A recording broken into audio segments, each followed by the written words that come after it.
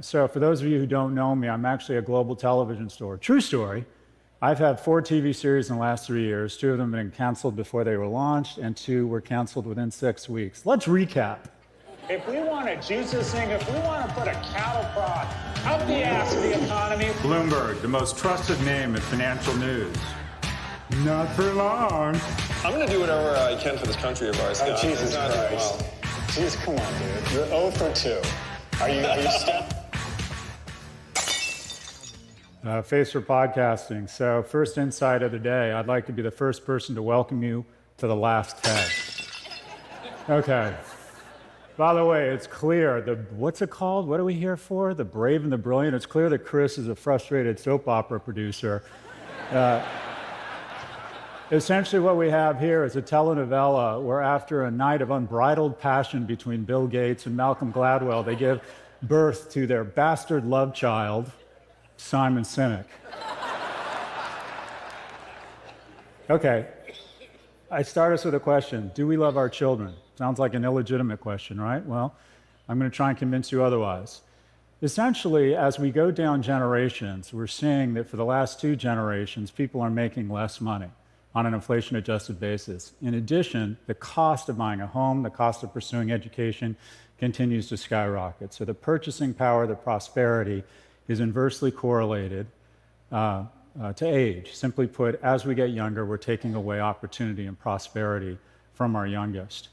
The social contract that is now no longer in place, and for the first time in the US's history, a 30-year-old is no longer doing as well as his or her parents were at 30. This is a breakdown in the fundamental agreement we have with any society, and it creates rage and shame. As a result, people over the age of 55 feel pretty good about America, but less than 1 in 5 people under the age of 34 feel very good about America. This creates an incendiary. Righteous movements, cuts to our society end up becoming opportunistic infections because generally speaking, young people have a warranted envy, they're pissed off, and they're angry that they don't enjoy the same spoils and prosperity that were provided to our generation. A decent proxy for how much we value youth labor is minimum wage, and we've kept it purposely pretty low. If it had just kept pace with productivity, it'd be about $23 a share, but we've decided to purposely keep it low. Out of reach, median home price has skyrocketed relative to median household income. As a result, pre-pandemic, the average mortgage payment was $1,100. It's now $2,300 because of an acceleration in interest rates and the fact that the average home has gone from $290,000 to $420,000. By the way, the most expensive homes in the world, based on this metric, are number 3, Vancouver. Why? Because 60% of the cost of building a home goes to permits. Because guess what? The incumbents that own assets have weaponized government to make it very difficult for new entrants to ever get their own assets, thereby elevating their own net worth. This is the transfer I'm going to be speaking about. This has resulted in an enormous transfer of wealth, where people over the age of 70 used to control 19% of household income, versus people under the age of 40 used to control 12. Their wealth has been cut in half. This isn't by accident, it's purposeful. This is me at UCLA in 1987. I know your first thought is I haven't changed a bit. This is also Mia Silverio, who is the analyst that put together these slides. By the way, Mia is 26. I did the math. Just by virtue of her being in this audience, it brings the average age of the entire conference down 11 days. When I applied to UCLA, the admissions rate was 76%. Today, it's 9%. I received a 2.23 GPA from UCLA. I learned nothing but how to make bombs out of household items and every line from Planet of the Apes. And the greatest public school in the world, Berkeley, decided to let me in with a 2.27 GPA. And that's what higher ed is about. Higher ed is about taking unremarkable kids and giving them a shot at being remarkable.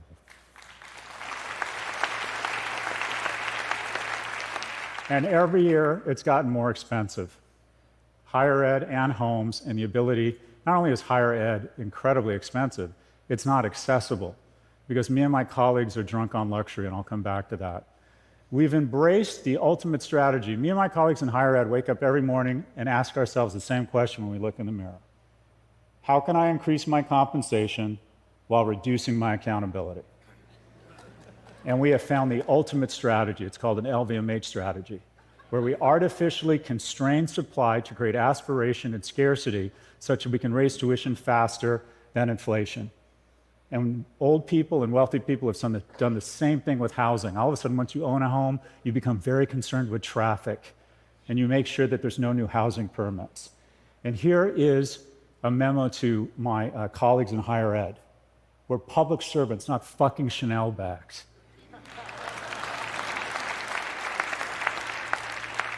Harvard is the best example of this. They've increased their endowment in the last 40 years and have decided to expand their enrollment, their freshman class, by 4%. Any university that doesn't grow their freshman class faster than population, that has over $1 billion in endowment, should lose their tax-free status because they're no longer in higher education. They're a hedge fund offering classes.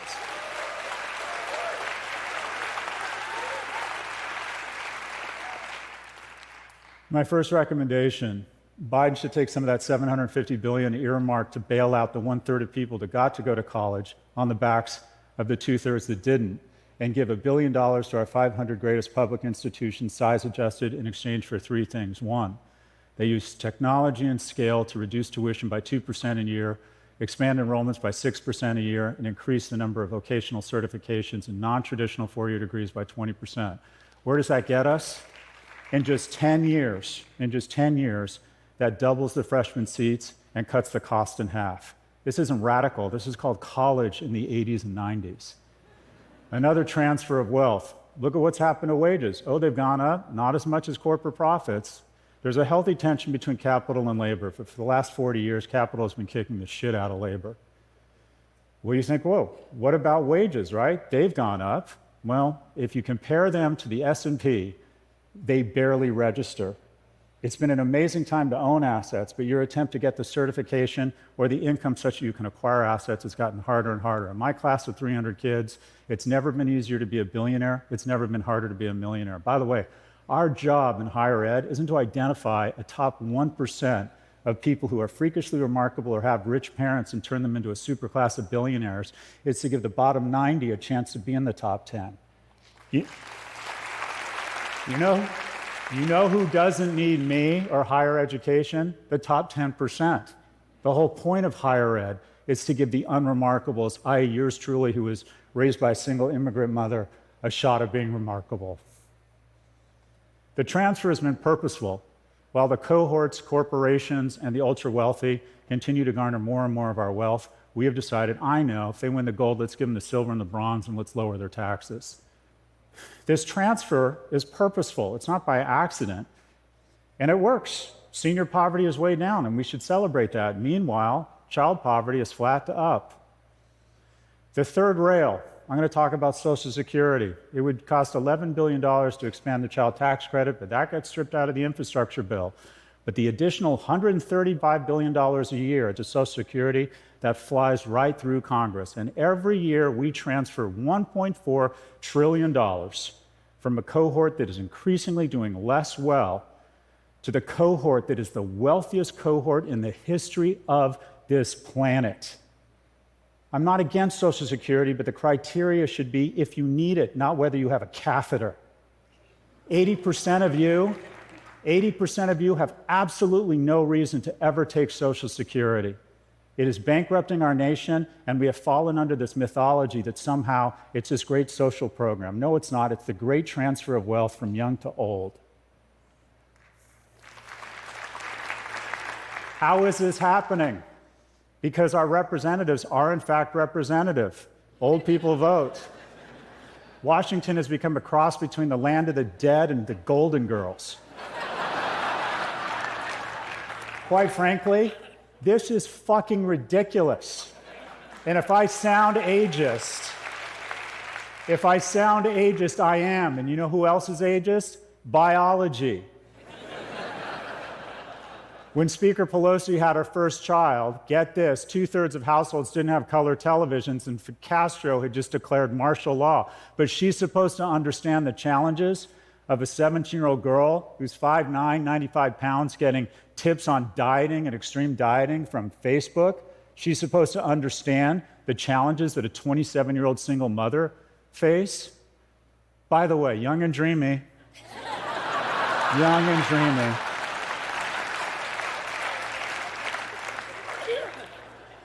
The great intergenerational theft took place under the auspices of a virus. I know, let's use the greatest health crisis in the century to really speedball the transfer. This is the NASDAQ from 2008 to 2012. We let the markets crash. And by the way, you need churn, you need disruption because it seeds and recalibrates advantage and wealth from the incumbents to the entrants. It's a natural part of the cycle. But wait, lately, no, 1 million people dying would be bad, but what would be tragic is if we let the NASDAQ go down and guys like me lost wealth. So we pumped the economy, which again, increased the massive transfer of wealth. The best 2 years of my life, COVID, more time with my kids, more time with Netflix, and my value of my stocks absolutely exploded. And who has to pay for my prosperity? Not me. Future generations who will have to deal with an unprecedented level of debt. Why am I here and why do I get the prosperity I enjoy? Because in 2008, we bailed out the banks, but we didn't bail out the economy. We let the markets fall. So as I was coming into my prime income earning years, I got to buy, no joke, these stocks at these prices. This is where those stocks are now. Where does a young person find disruption? When you bail out the baby boomer owner of a restaurant, all you're doing is robbing opportunity from the 26-year-old graduate of a culinary academy that wants her shot. We need disruption.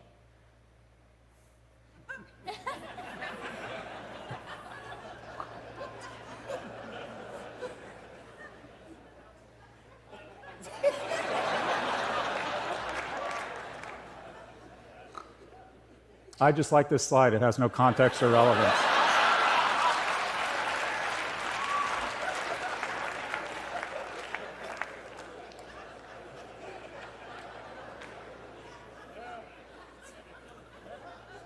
We're economically attacking the young, but I know, let's attack their emotional and mental well-being. Let's take advantage of the fact of the flaws in our species with medieval institutions, Paleolithic instincts, and godlike technology. I'm just going to say, I think Mark Zuckerberg has done more damage to young people in our nation while making more money than any person in history. Oh, but wait, what could be worse? It's as if we let an adversary implant a neural jack into our youth to raise a generation of civic, military, and business leaders that hate America. How can we be this stupid? All right, this all adds up to a bunch of graphs all headed up into the right. And what are they? What's the first one? Oh, that's self-harm rates, which have exploded, especially among girls, since my colleague Jonathan Haidt pointed out it's really gone crazy since social went on mobile. What's the next one? Teens with depression. The next one, men and women not having sex. Biggest fear of my parents was that I was going to get in too much trouble. My biggest fear, honestly, is that my kids aren't going to get into enough trouble. By the way, my advice to every young person watching this program is go out, drink more, and make a series of bad decisions that might pay off. Next graph, cumulative gun deaths. You're more likely to be shot in the United States if you're a toddler or an infant than a cop. Next graph, obesity, way up. By the way, the industrial food complex wants to addict you to shitty, fatty food so they can hand you over to the industrial diabetes complex. We should not romanticize obesity. You're not finding your fucking truth, you're finding diabetes. Overdose deaths, way up. Deaths of despair. When I was in high school, it was drunk driving. Now it's kids killing themselves. Young people don't want to have kids anymore. 2/3 of people aged 30 to 34 able-bodied used to decide to have at least one child. It's been cut in half. It's now less than a third, 27%. As a result, people over the age of 60 in the US, pretty happy. People under the age of 30, not so much. Some of the lowest in the free world. What can we do? Nothing wrong with America that can't be fixed with what's right with it. We got the hard stuff figured out. There are programs to address all of these issues. They cost a lot of money. That's the hard part. And we have figured this out. In just 5 minutes post an earnings call, we can add $250 billion to the economy. We've got the hard part figured out, the resources. We have the money, but we decide not to do it. This is per capita spending on childcare in the United States relative to other nations. This is housing permits. Things are doable. We increase minimum wage to $25 an hour. It goes into the economy. The wonderful things about low and middle income households is they spend all their money. We have to restore a progressive tax structure with alternative minimum tax on corporations and wealthy individuals. We need to refund the IRS. We need to reform Social Security. It should be based on whether you need the money, not on how old you are. We need a negative income tax. My friend Andrew Yang screwed up a great idea, but he branded it incorrectly. Instead of calling it UBI, he should have got Republicans on board by calling it a negative income tax. We need to eliminate the capital gains tax deduction. When did we decide that the money that capital earns is more noble than the money that sweat earns? Shouldn't it be flipped?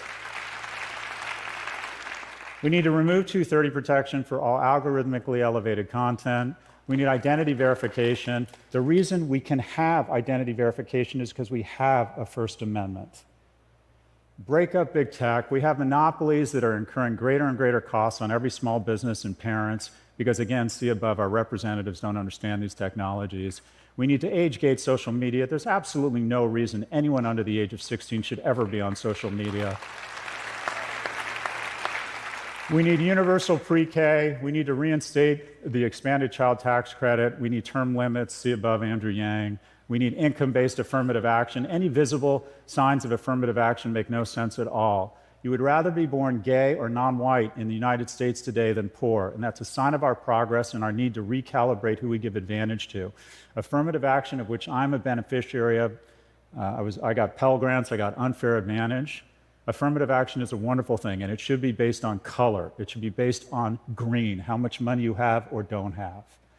Expand college enrollment and vocational programs, mental health, ban phones in schools, invest in third places, Big Brothers and Sisters programs. We need national service. We need to tell people in the United States and Canada that they live in the greatest countries in the world, and we need to remind them of that every day by exposing them to other great Americans where they feel connected tissue. We can do all of this. We can do all of it. We have the resources. The question is, do we have the will? This is my last slide. It is an emotionally manipulative slide to try and get you to like me more. But it does have a message. This is the whole shooting match. Anybody here without kids, ask someone with kids. You have your world of work, you have your world of friends, you have your world of kids. Something happens here, your whole world shrinks to this.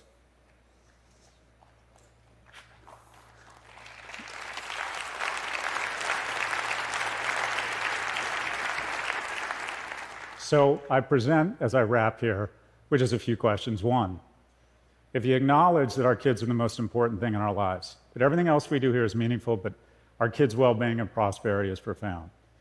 If you acknowledge that they're doing more poorly than previous generations, if you believe there's a chance that the illusion of complexity has done nothing but provide cloud cover for the unbelievable transfer of goodwill, of well-being, and of prosperity from young to old, and if you believe we can actually fix these problems and we have the resources, then I present to you, I posit, I augur the question that I hope has more veracity than it did 17 minutes and 24 seconds ago. And that's the following question. Do we love our children? My name is Scott Galloway. I teach at NYU, and I appreciate your time. Thank you.